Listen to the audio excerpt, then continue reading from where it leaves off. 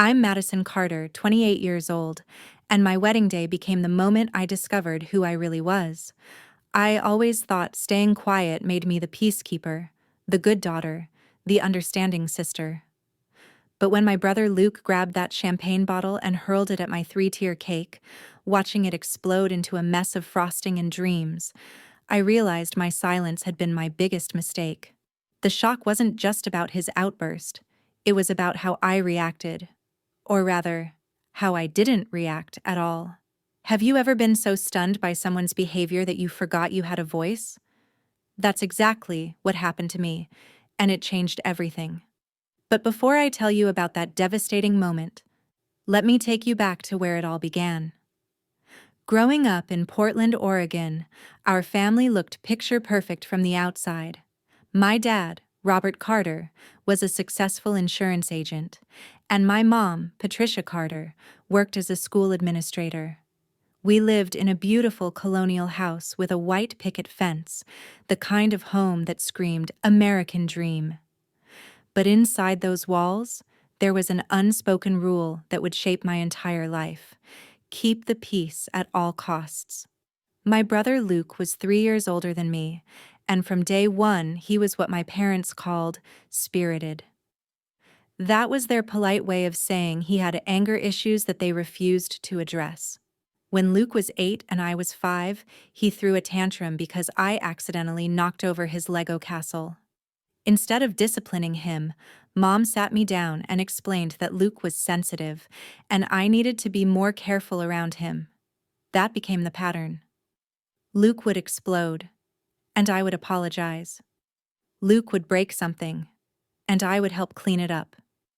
Luke would hurt my feelings, and I would be told to understand that he didn't mean it.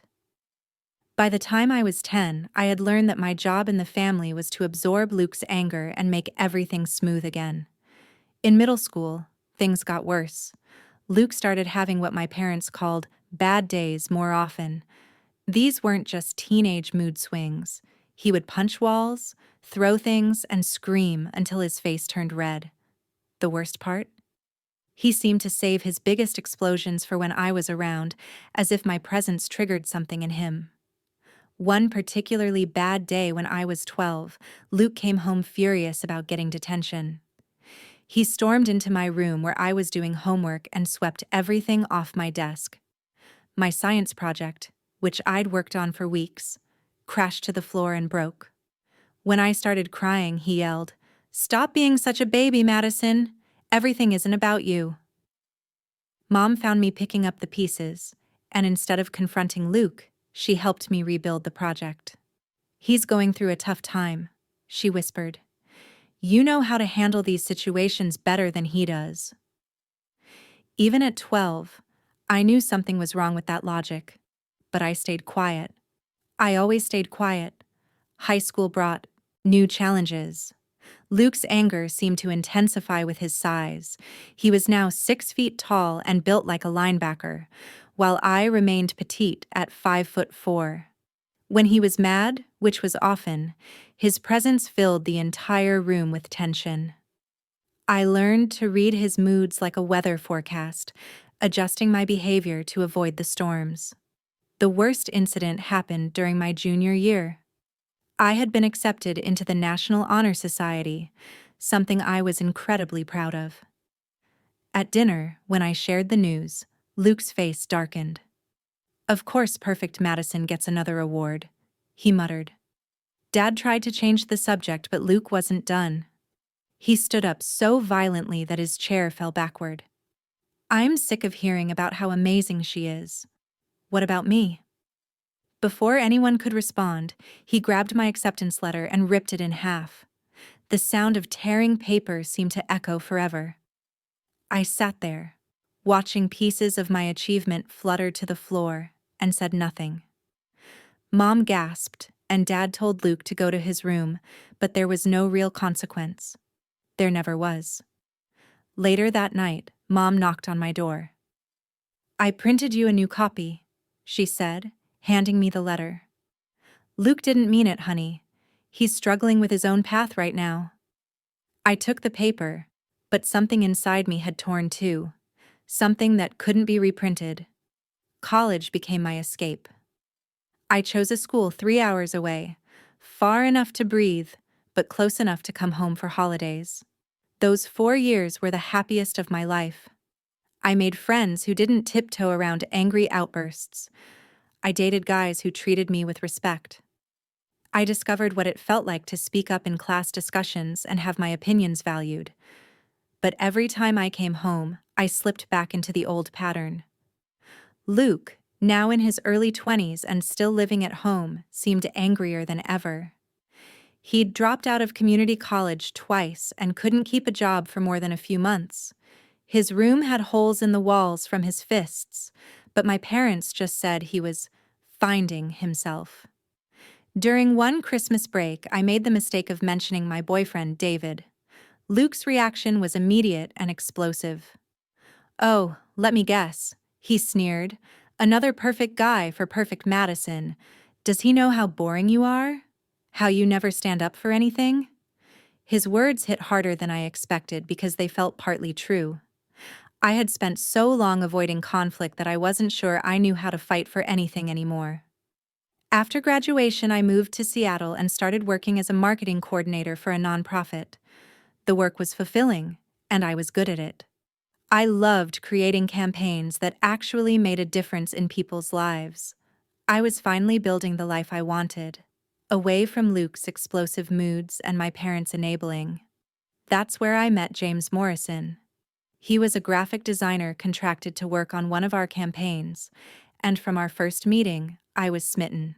James had this calm confidence that I'd never encountered before. When problems arose, he didn't yell or blame others. He just found solutions. When people disagreed with him, he listened and found common ground. He was everything Luke wasn't. James came from a family that handled conflict in healthy ways. They actually talked through their problems instead of pretending they didn't exist. The first time I witnessed his parents have a disagreement about vacation plans, I braced myself for an explosion that never came. They simply discussed their different preferences, found a compromise, and moved on. It was revolutionary to me. We dated for 2 years before James proposed, and those were the most peaceful years of my adult life. He never yelled, never threw things, never made me feel like I was walking on eggshells.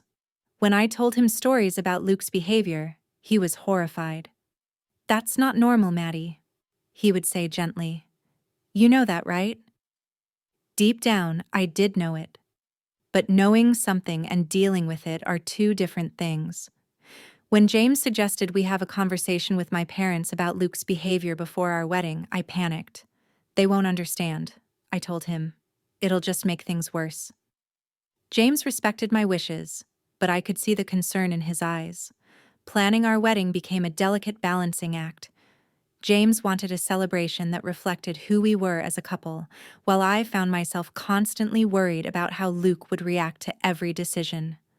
The venue, the menu, the music, everything went through my internal Luke filter.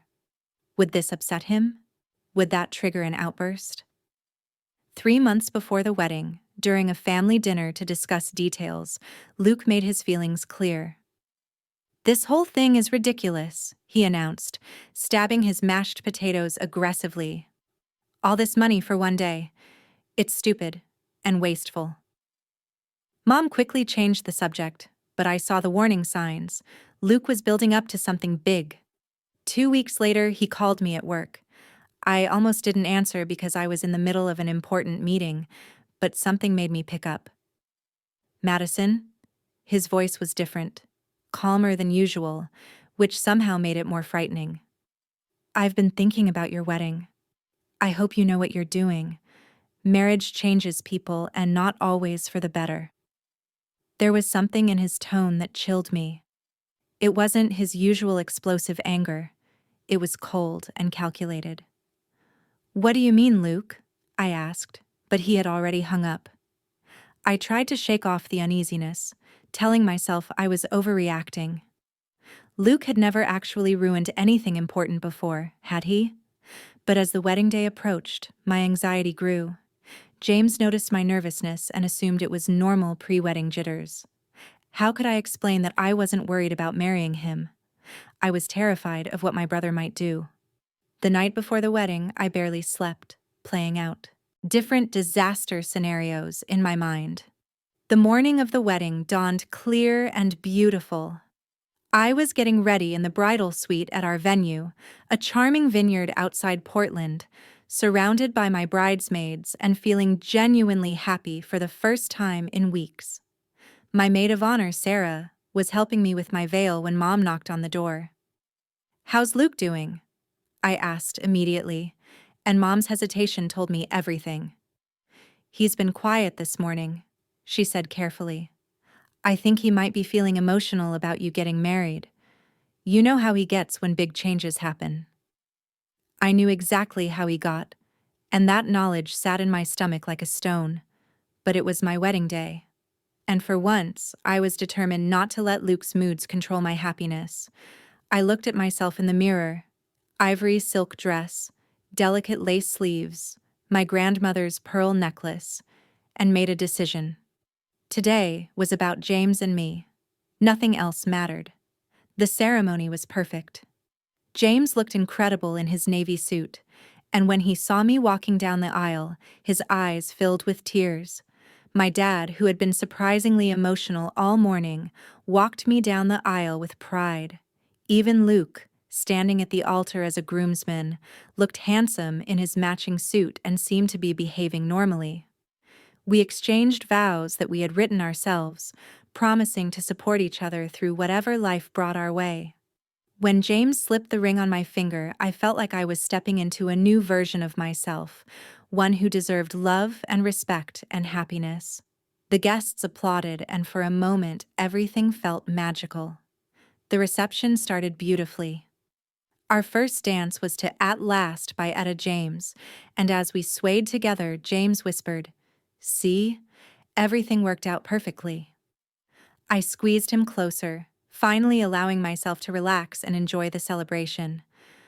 The cake cutting was scheduled for 8 p.m., right after dinner.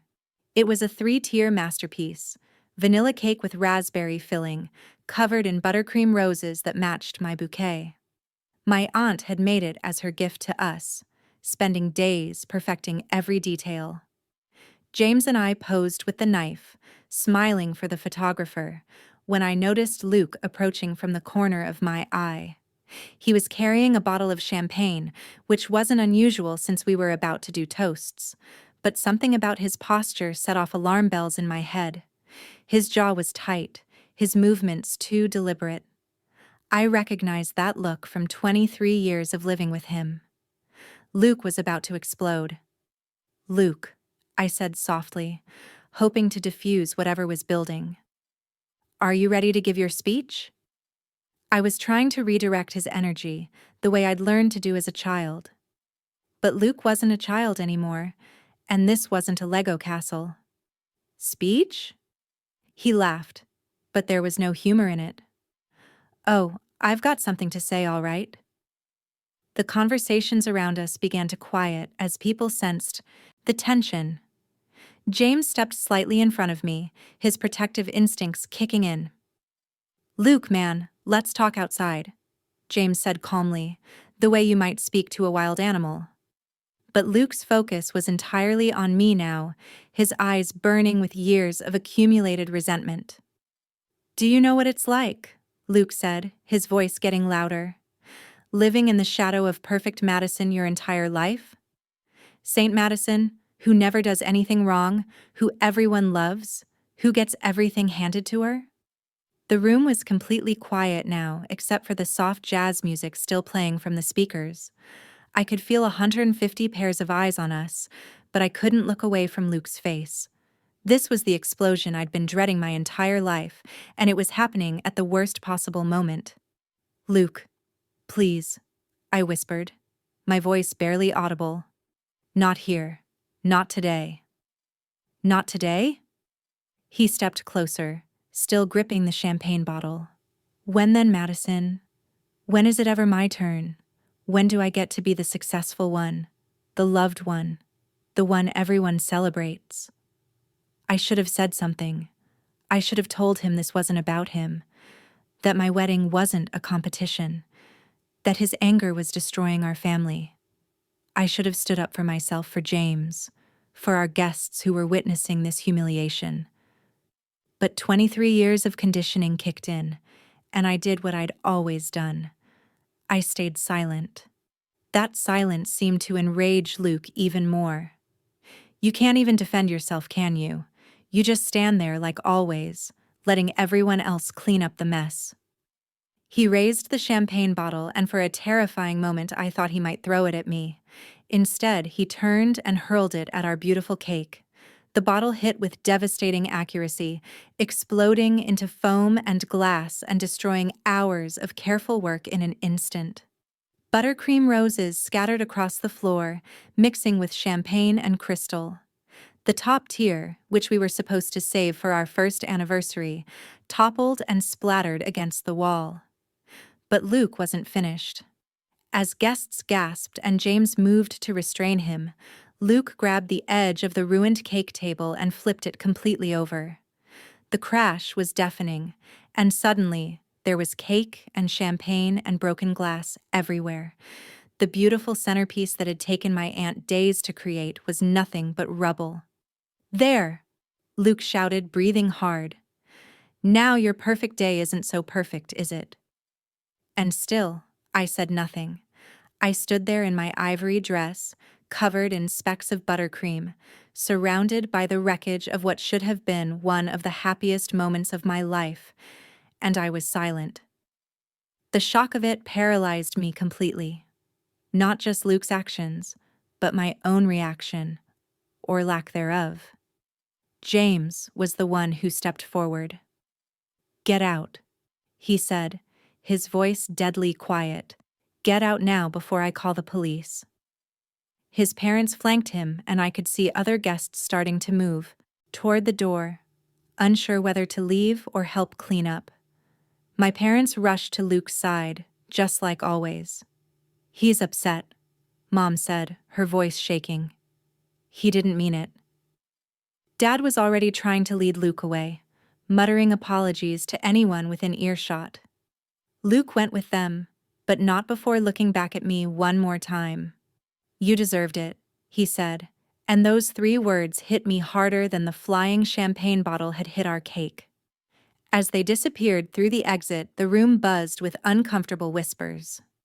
The wedding coordinator appeared with towels and cleaning supplies, trying to salvage what she could.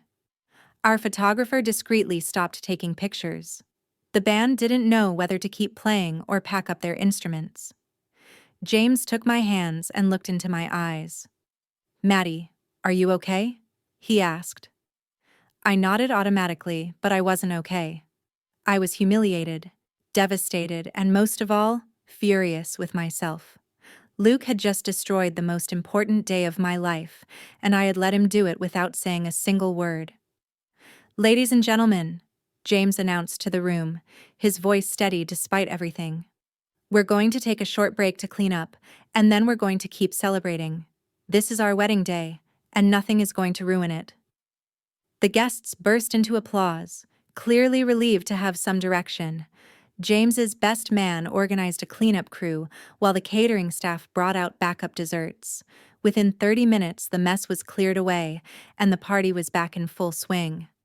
But I felt like I was watching it all from outside myself. Later that night, as we finally made it to our hotel room, James held me while I cried. "I'm so sorry," I kept saying. "I should have stopped him. I should have said something. I should have known he would do this." "None of this is your fault," James said firmly. "Luke's behavior is his responsibility, not yours." But I couldn't shake the feeling that my silence had somehow made it worse. What if I had spoken up years ago? What if I had confronted him instead of always trying to keep the peace? The next morning, my parents called. I expected an apology, maybe some acknowledgement of how badly Luke had behaved. Instead, Mom's first words were, "He feels terrible about what happened. You know he loves you, Madison." "He loves me?" I repeated, my voice getting stronger. He destroyed my wedding cake, Mom. He humiliated me in front of everyone I care about. If that's love, then I don't want it. There was silence on the other end of the line. Finally, Dad spoke up. He's been struggling lately, Madison. Maybe if you had included him more in the wedding planning, made him feel more important. And that's when something inside me finally snapped. For 28 years, I had absorbed Luke's anger and made excuses for his behavior. I had shrunk myself down to avoid triggering his outbursts. I had sacrificed my own voice to maintain peace in a family that was never actually peaceful. No, I said, and the word felt foreign in my mouth. No, Dad, this isn't my fault. Luke chose to destroy my wedding because he was jealous, and instead of holding him accountable, you're blaming me for not managing his emotions better. I'm done. Madison, Mom started, but I cut her off. I'm done being Luke's emotional caretaker. I'm done making myself smaller so he can feel bigger. I'm done pretending that his behavior is normal or acceptable. And I'm especially done listening to you make excuses for him while blaming me for his choices. I hung up the phone, my hands shaking. James was watching me with pride and concern. How do you feel? He asked. Terrified, I admitted, but also free? It took months of therapy to understand why I had stayed silent for so long. Dr. Martinez helped me see that I had been conditioned from childhood to believe that my role was to absorb other people's negative emotions. Every time my parents told me to understand Luke's behavior, they were teaching me that my feelings didn't matter as much as his comfort. Staying silent wasn't weakness, Dr. Martinez explained during one session. It was survival. You learned to be quiet because speaking up brought more conflict, and as a child, you needed your family's approval to feel safe. But you're not a child anymore, Madison. You get to choose how you respond now. Learning to use my voice was like learning to walk again. I started small, speaking up in work meetings, expressing my preferences about where James and I should go for dinner, telling salespeople no instead of just avoiding their calls. Each time I advocated for myself, I felt a little stronger. The hardest part was dealing with my family. My parents continued to call, alternating between guilt trips and promises that Luke was getting better. They invited us to family dinners where Luke would be present, expecting me to pretend nothing had happened. When I declined, they accused me of holding grudges and being unforgiving. Luke never apologized, not once. Instead, he told people that I was being dramatic about one little incident and that I was using my wedding as an excuse to cut him off. When I heard through relatives that he was painting himself as the victim, I wasn't surprised. It was exactly what I'd expected. 6 months after our wedding, Luke was arrested for throwing a beer bottle at a bartender who refused to serve him. The assault charge was eventually reduced to disorderly conduct, but it was a wake-up call for my parents. Suddenly, they couldn't pretend that Luke's anger was just sensitivity or family drama. Mom called me crying. I think Luke might have a real problem, she said, as if this was news to anyone. Maybe we should have gotten him help sooner. I felt a mixture of vindication and sadness. Mom, I said gently, I've been trying to tell you that for years. Luke's anger isn't normal, and it's not my job to manage it. But he's your brother, she started. Being my brother doesn't give him the right to abuse me, I interrupted. And being his parents doesn't mean you have to enable his behavior. If you want to help Luke, get him professional help. But don't ask me to set myself on fire to keep him warm anymore. It took Luke getting arrested twice more before my parents finally insisted he attend anger management classes. By then, James and I had been married for over a year, and I had learned to live without the constant anxiety of Luke's potential explosions. The most surprising part of setting boundaries with my family was discovering who I actually was underneath all that people-pleasing. Without constantly monitoring Luke's moods and managing everyone else's comfort, I had energy for my own interests and goals. I got promoted at work, started taking painting classes, and even joined a local advocacy group for domestic violence survivors. "You're not the same person I married," James told me one evening as we walked through our neighborhood. I felt a moment of panic. Was he unhappy with the changes? Before he continued, "You're stronger now. More yourself. I love seeing you stand up for what you believe in." That's when I realized that staying silent at my wedding had been the catalyst for finding my voice in every other area of my life. Luke's explosion had forced me to confront the truth I'd been avoiding.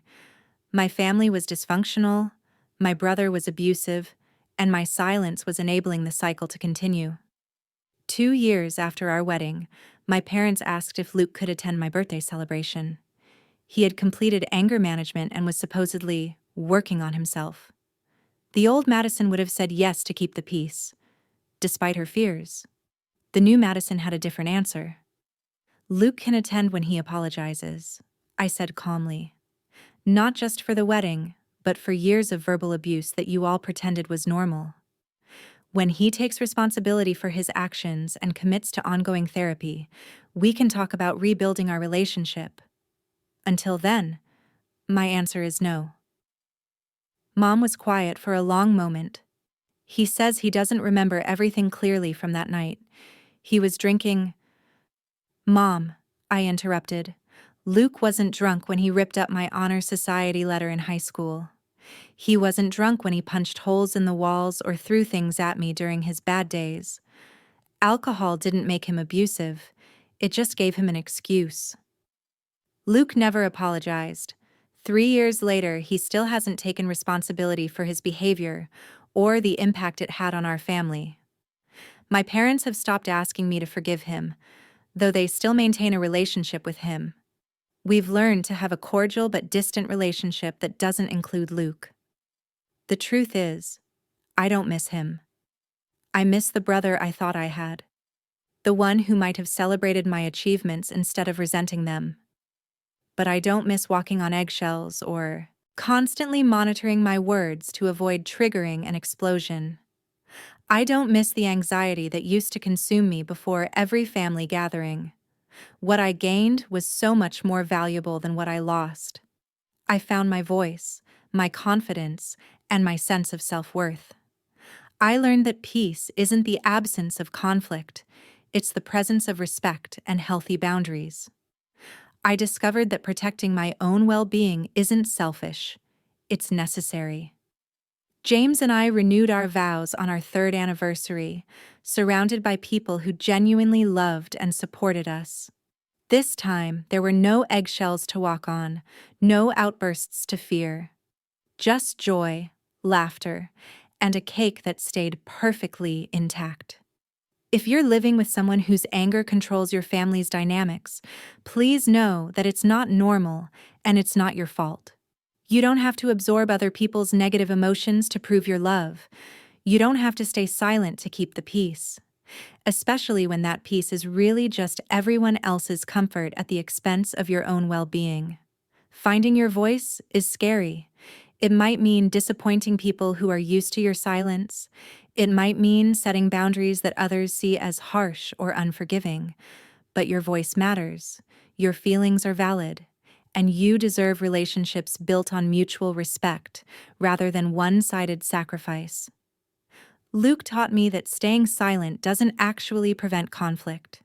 It just delays it and makes it worse when it finally explodes. Speaking up for myself didn't destroy my family. It revealed that my family was already broken and needed honest communication to heal. I'm Madison Carter Morrison now, and I'm no longer afraid of my own voice. The woman who stood silently while her brother destroyed her wedding cake has learned to speak up for herself and others. That devastating moment of silence became the catalyst for a lifetime of courage. Sometimes the worst thing that happens to you becomes the best thing that ever happened to you. Luke's explosion at my wedding showed me exactly who I was, and more importantly, who I could become. I'm grateful for that lesson, even though I wouldn't wish the experience on anyone else. Your voice has power. Use it. Your boundaries matter. enforce them. Your happiness is worth fighting for. Don't let anyone convince you otherwise. Thank you for listening to my story. I hope it encourages you to find your own voice, whatever that journey looks like for you. Remember, staying silent might feel safer in the moment, but speaking your truth is what sets you free. Have you ever had a moment that shocked you into finding your voice? Share your story in the comments below. I read every single one, and your courage might inspire someone else to speak up for themselves too.